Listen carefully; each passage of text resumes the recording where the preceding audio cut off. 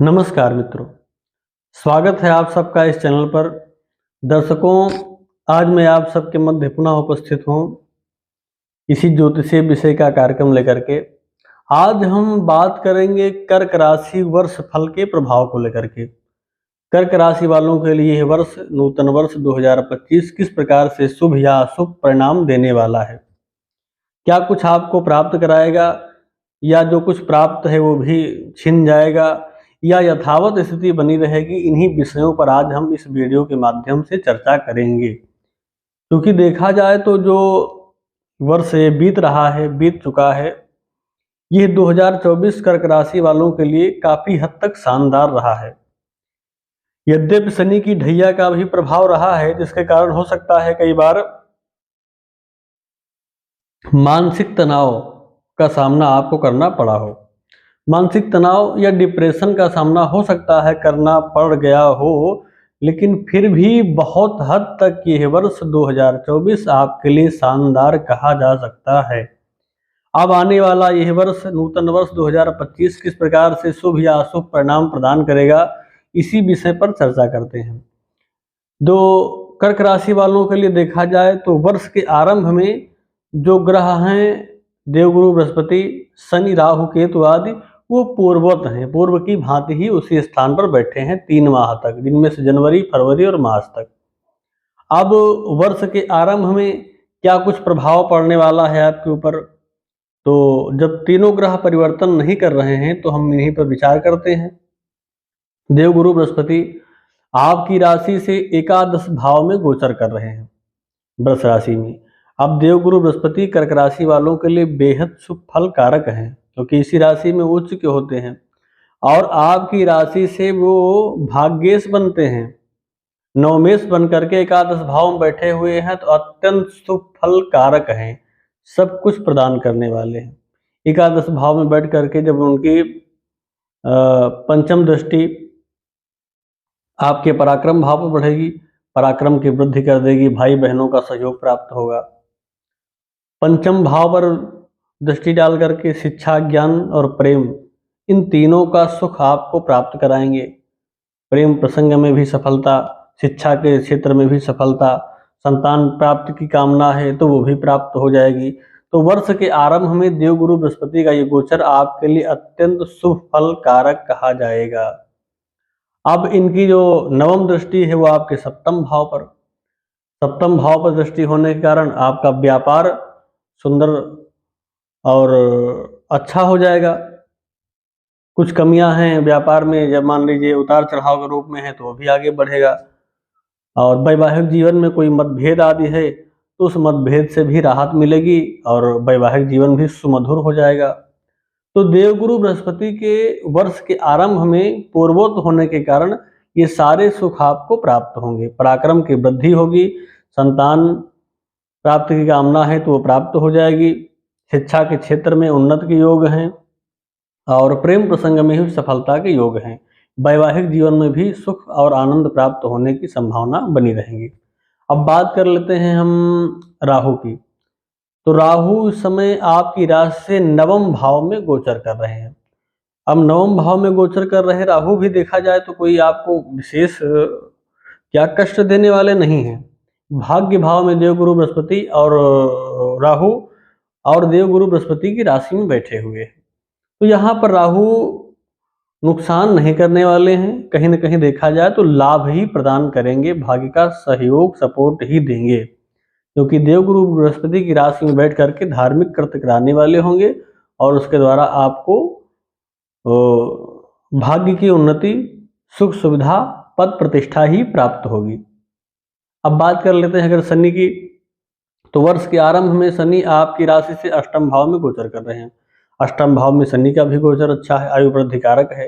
इनकी दृष्टि की बात करें तो तृतीय दृष्टि लाभ भाव पर होगी, तो वहां पर भी लाभ में कोई विशेष परेशानी नहीं आने वाली है।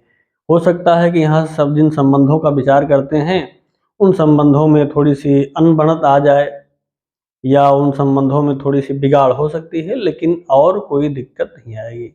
इनकी दृष्टि की बात करें, जो सप्तम दृष्टि है द्वितीय भाव पर, वहाँ पर हो सकता है कि वाणी में थोड़ा सी कड़वाहट, परिवार में थोड़ा सा मतभेद, या धन संचय होने में भी थोड़ी सी समस्या जरूर आ सकती है शनि की इस दृष्टि के कारण, क्योंकि ये दृष्टि जो शनि की सप्तम दृष्टि है ये मित्र भाव पर नहीं है।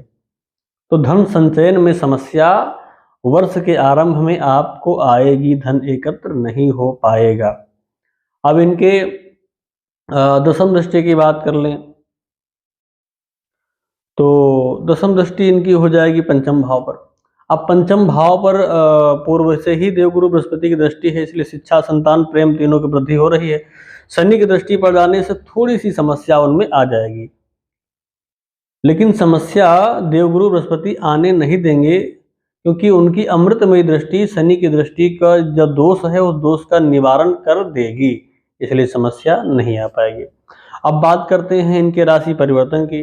देवगुरु बृहस्पति जब 10 मई के बाद मिथुन राशि में प्रवेश कर जाएंगे तो आपकी राशि से उस समय यह द्वादश भाव में आ जाएंगे। अब द्वादश भाव में आकर के देवगुरु बृहस्पति आपके लिए देखा जाए तो आपके भाग्येश भी हैं। भाग्येश का द्वादश भाव में होना कोई बहुत अच्छा फल रिजल्ट देने वाला नहीं है, लेकिन इनकी जो दृष्टि होगी उस दृष्टि का लाभ आपको जरूर मिलेगा। गुरु की अमृतमय दृष्टि जब आपके चतुर्थ भाव पर पड़ेगी तो परिवार का सुख प्राप्त होना स्वाभाविक है। अगर आप बहुत दिनों से मकान बनाने का सोच रहे हैं तो उसमें भी उन्नति हो सकती है, बन सकता है। वाहन लेने का सोच रहे हैं तो वो भी मिल सकता है। अब इनकी सप्तम दृष्टि की बात की जाए तो अगर आपका रोग, ऋण और शत्रु से परेशान है, तो रोग से जूझ रहे हैं तो हो सकता है कि रोग से मुक्ति मिलने का इससे समय आ गया है। ऋण से भी जूझ रहे हैं तो देवगुरु बृहस्पति की दृष्टि आपको ऋण से मुक्ति दिलाने वाली हो जाएगी। और इसके बाद इनकी नवम दृष्टि अष्टम भाव पर, यहाँ पर भी आयु वृद्धि कारक है, अचानक धन कारक योग भी बना सकते हैं। तो 10 मई के बाद देवगुरु बृहस्पति का ये गोचर आपके लिए बहुत अच्छा तो नहीं रहेगा, लेकिन फिर भी बहुत हद तक देखा जाए तो कहीं न कहीं लाभप्रद ही है, कोई खराब नहीं रहेगा।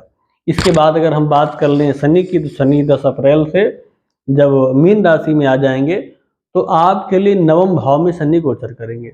अब नवम भाव में शनि गोचर करेंगे तो इनकी दृष्टि एकादश भाव पर होगी, लाभ पर। लाभ में थोड़ा सा उतार चढ़ाव संभव है। अब उसके बाद पराक्रम भाव पर दृष्टि आएगी तो पराक्रम शनि खूब कराएंगे। फिर पराक्रम से आपको जूझना पड़ेगा, लेकिन पराक्रम करने के बाद आपको सफलता मिलेगी, इसमें भी कोई संशय नहीं है। और इसके पश्चात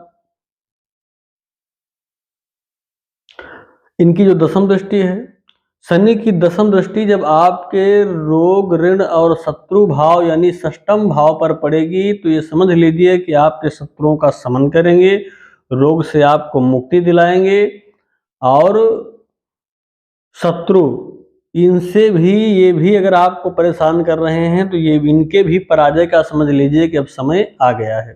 तो शनि का जो गोचर होगा ये 20 अप्रैल से हो जाएगा। शनि के गोचर के बाद भी आपको कोई विशेष नुकसान नहीं होने वाला है, केवल पराक्रम यानी परिश्रम, मेहनत अत्याधिक हो जाएगी, बढ़ जाएगी, लेकिन मेहनत करने के बाद सब कुछ प्राप्त होगा। अब बात कर लेंगे राहु की। तो राहु 15 मई से आपकी राशि से, जब राहु कुंभ राशि में आ जाएंगे, अभी मीन में चल रहे हैं, तो आपकी राशि के लिए से अष्टम भाव में गोचर करेंगे कर्क राशि वालों के लिए। तो अष्टम भाव में जब राहु गोचर करेंगे तो यहाँ राहु कोई नुकसान विशेष करने वाले नहीं हैं। हो सकता है कि कुछ बीमारियां प्राप्त हों और हो जाएं, लेकिन यहाँ पर बैठे राहु लॉटरी, सट्टा या अचानक धन प्राप्ति कराने का योग बना देते हैं। तो राहु के यहाँ होने से गोचर में कुल मिलाकर के आपको अच्छा ही परिणाम मिलेगा। और इसके बाद जब शनि राशि परिवर्तन करेंगे 20 अप्रैल से, तो उस समय आपके ऊपर चल रही जो ढैया है, इस ढैया से भी आपको मुक्ति मिल जाएगी। हालांकि बीच में लगभग 3 माह के लिए फिर वक्री होंगे तो फिर ढैया आएगी, वो अलग विषय है, थोड़ी सी उतार चढ़ाव से युक्त रहेगा, लेकिन बहुत हद तक ये वर्ष देखा जाए तो आपके लिए शुभ फल प्रदान करने वाला है। केवल संघर्ष की वृद्धि हो जाएगी, पराक्रम आपको करना पड़ेगा। पराक्रम करने के पश्चात जो कुछ आप चाह रहे हैं वो प्राप्त होगा, इसमें संदेह नहीं है। रोग, ऋण, शत्रु तीनों का शमन होगा। और इस प्रकार से देखा जाए तो यह वर्ष आपके लिए सुखप्रद है, इसमें कोई संशय नहीं है। तो करस राशि वालों के लिए यह वर्ष बेहद शुभ फल प्रदान कारक है। तो आज के लिए बस इतना ही। पुनः मिलेंगे एक नई वीडियो के साथ, नई जानकारी के साथ। तब तक के लिए नमस्कार।